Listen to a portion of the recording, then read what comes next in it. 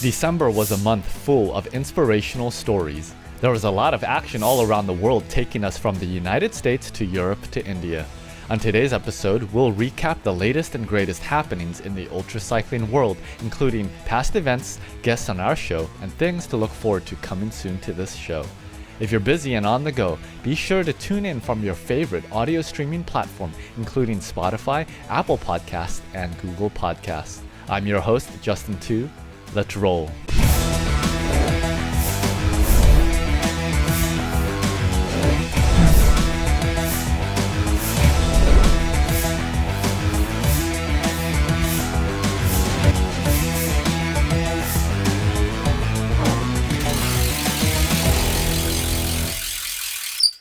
Hey Ultra family, Justin Tooke here, your host of the Ultra Cycling Show. Happy New Year and thanks to our 50 plus guests on the show for making 2020 awesome. I can't wait to feature the next 50 guests as we get rolling with 2021. Send us a message if you have an inspirational story to share or an event you'd like to feature.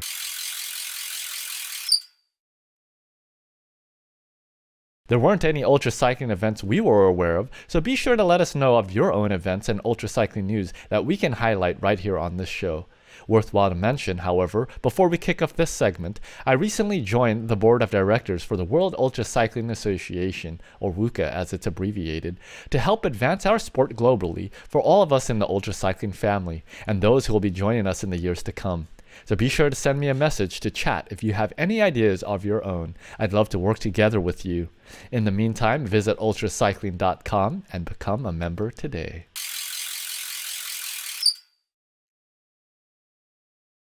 We interviewed 10 highly accomplished ultracyclists and event organizers from all around the globe, including American, Indian, French, and Slovenian ultra racers.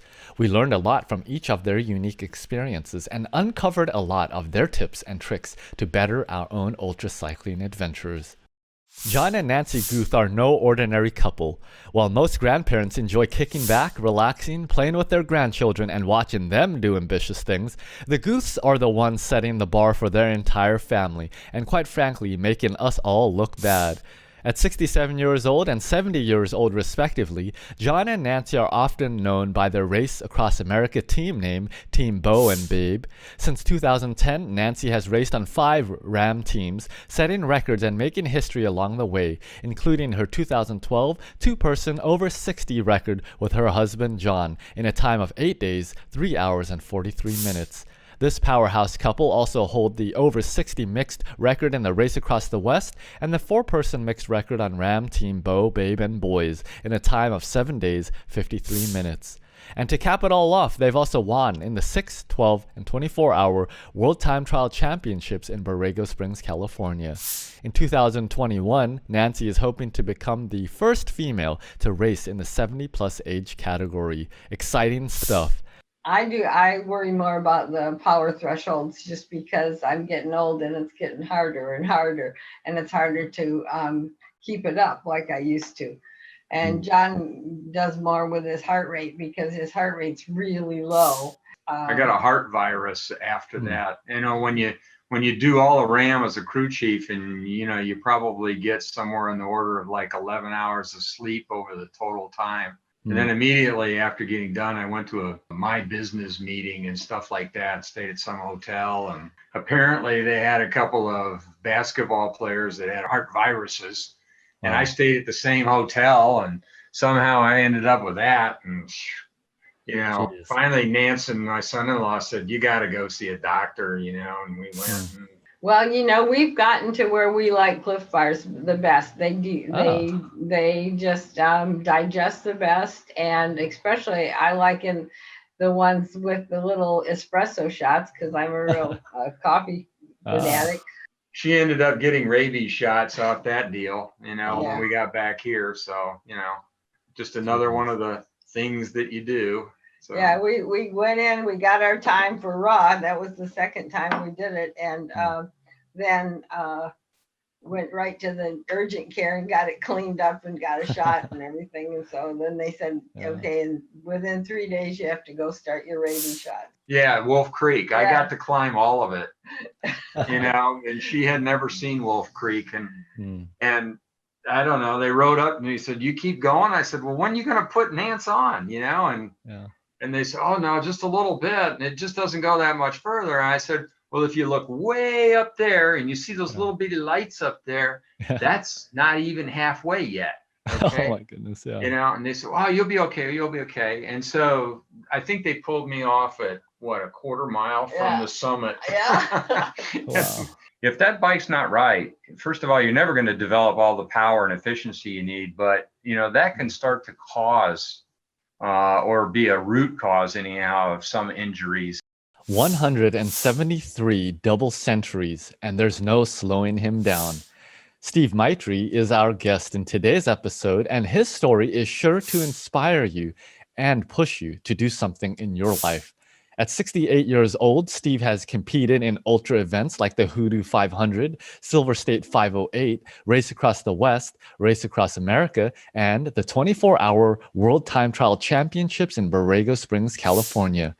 Just to think, 26 years ago, Steve was battling an acoustic neuroma that threatened not just his cycling career and ambitions, but also his life. Since then, Steve has proven that you can accomplish a whole lot with the right mindset, and looking back, it's amazing to see just how far Steve has come. Get ready to be challenged. A couple of years ago, I had a scary overtraining syndrome incident where I thought I was having AFib problems, at my age and so on. It turns out it was just overtraining syndrome. I just was not getting enough recovery rest. And as we all know, that's where the magic happens, is when you recover, not when you're training. When I was younger, I was my strongest at about between 180 and 190 pounds. I'm down to 167 now. But I'm still not built like a climber. I'm built more like a sprinter. And I'm not really fast on the climb. So I just like the most beautiful rides are where the climbs are. So that's my favorite thing, is climbing. Because for me, it's not so much about the speed. It's more about just staying steady and enjoying it. Like I said, I'm self-employed in the construction business, and it's a very stressful business. And it's kind of my way to blow off steam. I just don't feel good if I don't blow off that steam. It manifests itself in other ways. What were you doing just before you turned 18 years old? For Hitendra Mahajan, he was celebrating his birthday early by breaking a Guinness World Record, cycling the entire country of India from Kashmir in the north to Kanyakumari in the south, a total of 3,600 kilometers, roughly 2,200 miles, in a record time of 8 days, 7 hours and 38 minutes. But like most ultra cycling adventures, it wasn't without its difficulties. Fortunately for he had an all-star crew with Indian ultra cycling great Kabir Rashiri, who finished RAAM solo in 2019, and Om's own father, Hitendra Mahajan, and uncle, Mahendra Mahajan, who were the first two-person Indian team to finish RAAM in 2015. Most surprisingly, however, is that has only been riding ultra distances for 3 months before his own world record attempt, after 5 years of national-level road racing. Om's next adventure, the 2021 edition of the Race Across America. You'll definitely want to follow this young superstar's journey. Yeah, so I was actually planning for the Deccan Cliffhanger, which was supposed to happen this November. I was training for that, but due to COVID pandemic, it got postponed to January, and hence I did this record in that time. Yeah, so I've always wanted to inspire school-going and college-going students to take up cycling, and what could be better than going to your schools on bicycle. So with that thought, I came up with this slogan, "Be cool, pedal to school," just so that with the hope that students, school-going and college-going students would use bicycle as the medium to transport to their schools, which shall also contribute to the environment and help them get into regular fitness. Yeah, in a city like Bangalore and Mumbai, there are bicycle lanes, and slowly and gradually, as the new roads would be developing, there are plans for bicycle lanes. But as of now, there is no dedicated bicycle lane in India, which is kind of a shame. But we have to deal with it. From the third day third day morning itself, I had severe knee pain, and I was riding with just my uncle saw me riding with just one leg, and he said that this won't do. You please shift to normal sport shoes. I was riding with the cleats on, the cycling shoes on with the Yes. carbon sole. So he said that this would make a great difference, and yeah, so I shift to the flat paddles and the sport shoes instead of the look paddles and the cycling shoes, which made a difference. At Bangalore, Colonel Bharat Pannu, who held this record, he was posted at Bangalore. He's a military man, and yeah, he came to meet me. He encouraged me. People overestimate what they can do in 1 year, but underestimate what they can do in 10 years. On today's episode, we'll hear from Remek Siudziński, who is not just an accomplished ultra cyclist himself, but also the organizer of a brand new ultra cycling event launching in 2021, the Race Around Poland. It traverses 2,200 miles or 3,554 kilometers and climbs 33,000 meters or about 100,000 feet. While we discuss Remek's solo races in the Race Across America, Race Around Austria, and Race Across Europe, we also dive deep into the route, details, and logistics of his upcoming event catered for racers coming from all around the world with a fun twist and innovative format that you'll be excited to learn about. Now, how long have you been an ultra cyclist specifically? Ultra cyclists. Coming back to definition, who is the ultra cyclist? What is the ultra cycling event? In my definition, this is the distance longer than 500 kilometers. What do you like to eat? Is there a certain Polish dish or just something else that you like? It is not very healthy dish. It's French fries. Oh. A lot of French fries. I am lover of French fries. When I was cycling through the States, I felt this is my my place, my second home, and I really want to make it again. I remember that when I was dreaming about Race Across America, I didn't like this idea that I have to have a team and have cars or something. I just wanted to cycle through United States. But I understood that there is part of this challenge, of this dream. So I had to do this job, and I think I did it successfully. And now we have with my team a lot of experience about that. So if somebody would like to take participation and don't want to build the team, we have this experience. Jean-Philippe Soule has led a marvelously colorful life. In this episode, we hear from Jean-Philippe from the perspective of award-winning author, travel adventurer, athlete, humanitarian, photographer, and motivational speaker. Jean-Philippe ran ultramarathons as a teenager, served in the elite mountain commando special forces of the French army, worked as a mountain guide in rescue operations, taught ice diving as a master scuba diver trainer in the USA, raced cross-country ski marathons in Japan, became Japan Cycling Prologue national champion at a UCI Asia Tour race, and sea kayaked 3,000 miles while free diving to spear his daily food. He is also a national USA cycling coach and licensed French guide, organizing bicycle tours in the most spectacular mountains of Europe. Most recently, he has organized the annual Ultra Bike Pursuit event through the Pyrenees Mountains of Spain, France, and Andorra. Check out episode 28 with Pierre Charles to hear all about that. Don't miss this storybook episode. I won the UCI prologue race there and became the national champion on my very first big race, my first season. And I loved cycling right away. I think it worked quite well with the experience I had in the mountains before. I was already a mountain guide in France. So I've been cycling for 25 years. I've been a coach for about 16 years, a little longer, but 18 years. And I've been guiding tours for 15 years now. She finished first woman at the Tour du Mont Blanc, which is the biggest one-day road cycling event that goes around Mont Blanc. 330 kilometers with 8,000 meters of elevation gain. She placed first woman at that event. And of course, I, Tarzan, this is a book coming soon, right? Yes. It's going to come this winter. It's currently receiving its final proofreading pass. So The book is finished almost. So I would say that what I prefer is climbing. Even though it's not my forte, it's climbing. It's discovering the most beautiful landscapes. I love the mountains. I don't like to ride on the flat. Even though that would be my forte, that's not what I like. I love the mountains. And as you could see, as you mentioned, so in the ultra bike pursuit, there is the ultimate Pyrenees pursuit, at least this year.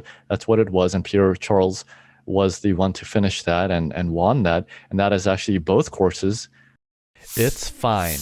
That's the ongoing joke inside of Jen Orr's circle. But in this episode, there's no joke about what Jen has been able to accomplish in just a few short years of becoming an ultra cyclist, a transition from her previous life as a competitive triathlete. Notably, Jen has recently set 8 WUCA world records in her 24-hour record attempt in Borrego Springs, California, grabbing the distance records of 100, 200, 300, and 500 kilometers, as well as the 100, 200, and 300 mile records, and also the 6-hour timed record. Last year, Jen won first place overall in the Race Across the West, and in 2018, she won first place in the women's category at the World Time Trial Championships, also in Borrego Springs. Her RAAM qualifier was at the 24-hour Worlds back in 2017, and in a short amount of time, Jen has also acquired a lot of experience through racing over 20 double centuries in California and crewing for Shauna Hogan's 2018 RAAM.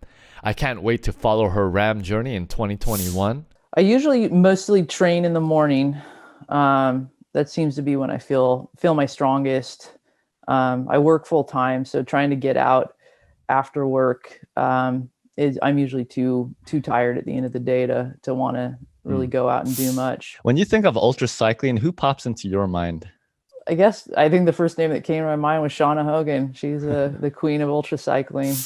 I was basing my effort on my power. I was definitely not concerned at all about. I don't even think I had speed on my screen to look at as a metric. I knew the speed I needed to maintain to break the record, which for the only number I was focused on was the 24-hour record, which was 439 miles. And I think I needed to average about 18.3 miles per hour for that. So we knew going in the last day or two with that weather forecast that it was going to be a challenge. And my main focus was just to not worry so much about the speed, just to keep my effort right where I was at. And I was kind of an autopilot because I'd done so many training rides on that course. A little bit. I think mainly I just think about the time trial out there, just because I'm doing that loop over and over again. I wasn't doing the same loop as for the time trial, but I've just spent so many, because I'm about an hour and a half or so drive from there. I train out there a lot. Unfinished business. For many of us, that's the case at some point in our ultra cycling endeavors. It could have stayed that way for ultra cycling veteran Dex Tooke, who made it 99% of the way in the Race Across America in 2010, but then had to make the difficult decision of DNFing just shy of the glorious finish line in Annapolis, Maryland. In his words, there are 1,000 reasons to give up and not keep going, but you have to find that one reason to push on. And so in 2011, Dex came back strong with a successful RAAM crossing and has since crewed for countless other racers. In addition to RAAM, Dex has set 2 cross-state records in Texas, competed in the Tejas 500, and founded the well-known No Country for Old Men ultra event and RAAM qualifiers in Texas. Dex was a smoker in his younger years and also an ultra runner, and has a wealth of experience and wisdom to share with all of us at 70 years of age. And he also has a book aptly titled Unfinished Business, all about his Race Across America adventures. He lives in Del Rio, Texas, and has logged over 290,000 career miles.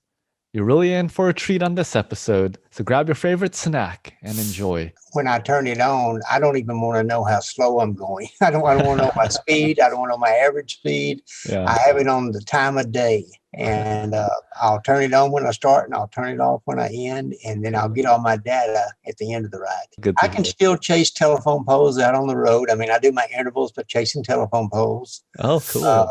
And I've learned through all my years of not only ultra cycling, but also ultra running, that anytime I can burp, I'm in good shape. When I'm not burping, I'm not doing very good. And the carbonated water makes me burp, and I'm throw some drip drop hydration in there with it, and it seems to do me good. Now I do alternate. I like a roller because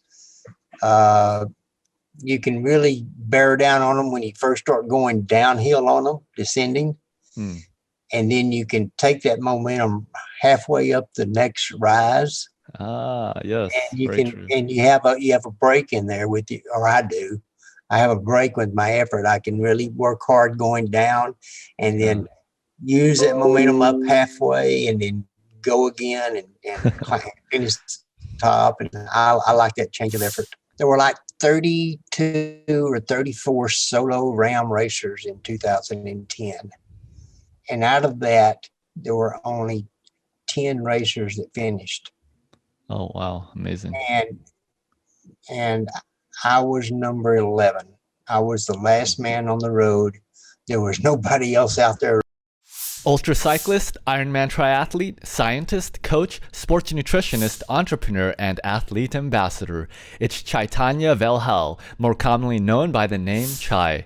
As an athlete, Chai has completed many ultra events, including the Desert 500 and the 500-mile Deccan Cliffhanger hosted each year by Inspire India, which is a RAAM qualifier taking racers from Pune to Goa in India. As an Ironman racer, Chai is also a competitive runner and swimmer. Professionally, Chai provides a holistic approach to coaching his athletes with credentials in strength training and nutrition, as well as a master's degree in biotechnology and biomechanics. In this episode, we'll hear all about Chai's own achievements, including his 2 TEDx talks and how he coaches his athletes to success. We'll also get an inside look into the ever-resting event his Power Peaks Athlete Lab hosted this year for Indian ultra racers. Usually after a long hot ride, I have ice cream. I really love ice cream. Oh, yummy. What's your favorite flavor? Just whatever I could get my hands on, but vanilla or butterscotch. My Ironmans are pretty special, but the best one till date would be my first ultra race, the Deccan Cliffhanger. It was my first ultra race and I won it, so it will always be my special one. And at that time, I was the fastest Indian as well. So to keep all my students motivated, I started these Zoom sessions where we were just doing our indoor training, and we had all my athletes, even all our friends also coming in, and we just used to endlessly, do 200 Ks or 8-hour rides and 12-hour rides and stuff. And that's when we started discussing, everything always used to come up, and, as cyclists, you'd always want to do something like that. When I started out, I did not really have a coach, and, things were not so structured, and I really got introduced to heart rate and power, much later on. So, I really want to give that back, and we make sure that we have, much faster records, and people at races like the RAAM, more and more Indians over there. I think most people miss the importance of recovery. Pretty much everyone is really, when they start out, really motivated, and they just keep training and overdoing stuff and really ignoring the recovery aspect of it. World-class performances don't happen without world-class coaching, and world records aren't set without expert supervision coupled with a science-based training and nutrition program. In this episode, we chat with Slovenian ultra coach Aleš Suhadolnik, a kinesiologist and assistant professor at the University of Primorska, Faculty of Health Sciences. You'll recognize Aleš as the coach of our previous guest, Stanko Verstovšek, who recently set the new 24-hour record in the outdoor road category, besting Christoph Strasser's long-standing record set in 2015. Aleš studied racers in the 2012 Race Around Slovenia for his master's degree on central and peripheral fatigue in endurance events and is currently completing his PhD in macronutrient periodization and the use of ketonic esters. Aleš is a long-time elite Ironman triathlete, having competed in the Kona Ironman World Championships. He also coaches other professional athletes at the world champion and national team levels. We're going to get a little scientific in this one, but I promise you'll leave with a lot of practical food for thought to help you achieve your personal best. 90% of all my trainings without food, and I'm like low carb, and my favorite snack is like Greek yogurt with blackberries. Oh, delicious. Yeah, that sounds good. I mean, we do a periodization. We are never in the keto state. I mean, being in keto state means that you have in your blood like 0.5 millimoles of ketone bodies, like at the morning. We are not doing that. We are always between 80 and 150 grams of carbohydrates on a daily basis, but we do a periodization. And now you have exogenous ketones. Now they can make artificial ketones, let's say. And if you eat them orally, the body can use them as energy source. And if your body is capable of burning fats, let's say like on the 80% of your maximum, this will be transported to the race. You will be simply faster in the race. Congratulations to all the athletes and organizers featured on this show, and tailwinds for all of your upcoming adventures. We can't wait to have you back on the show. We've covered a lot of exciting ultra-minded content already, but there's still so much more to come. So stay tuned as we continue strong into the month of January, featuring next Christoph Strasser, the only 6-time Race Across America overall solo race champion. He joins us for a fun and informative episode to discuss RAAM in full detail, one section at a time through each condition and every state of mind. Christoph has a wealth of experience and deep insights to share with us through his 9 RAAM participations, including 2 DNFs and countless challenges and successes. Afterwards, you'll hear from yours truly, me, the founder and host of this show, hear about my ultracycling adventures, but also learn about why I started this show and what's still to come up the road. Most importantly, we'll have a special surprise co-host to be announced in this episode, so don't miss it. We'll then hear from Lou Gibson, team manager and rider of the Internationales, a group of women cyclists around the globe, united in the fight for equality and to boost women's cycling. 2 of the highlights, riding the full 2,200-mile route of the Tour de France and placing 3rd overall in the recent Revolve 24 24-hour challenge. There's a lot more action still to come, so stay tuned, and I look forward to seeing you back out here on the interroads. The Ultra Cycling Show is by ultracyclists for ultracyclists, so be sure to let us know about your own adventures. We'd love to feature your story, event, or ultracycling news. Everyone is welcome, and we can't wait to get connected. Check out our website for a full list of episodes, our YouTube video library, and of course, follow us on Facebook to get the latest and greatest straight to your feed.